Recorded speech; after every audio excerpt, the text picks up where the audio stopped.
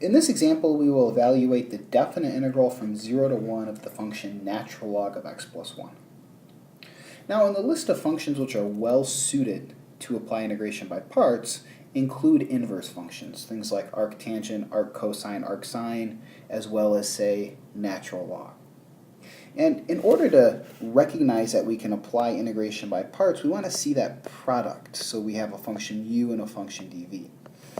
And in order to get this as a product, we're just going to put in there that this is the natural log of x plus 1 multiplied by 1.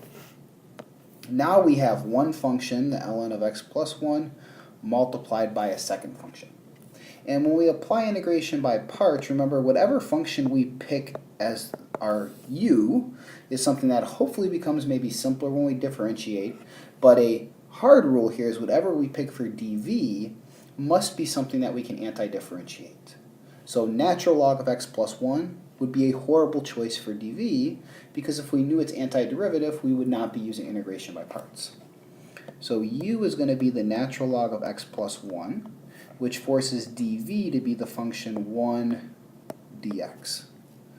So our du is 1 over x plus 1, and v is simply x.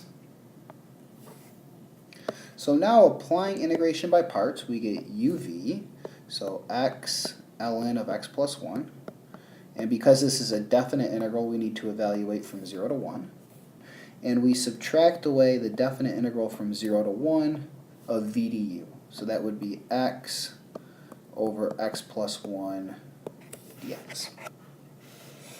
So taking care of the first part here is not a difficult task. We plug in 1, so 1 natural log 2. We put a minus sign, we plug in 0. Now to evaluate this resulting definite integral, we do have several choices. One thing that you could do if you would prefer a substitution is to maybe let w be this inside function, i.e. the denominator x plus 1, and then proceed accordingly. But instead what I'm going to do is just a bit of algebraic manipulation because I think it's a bit more intuitive. If I thought about pairing a number with this x up here in the numerator, the number that I would really prefer to have there would be a plus 1. But of course I can't just write a plus 1 there and keep equality. If I add 1, I also need to subtract 1.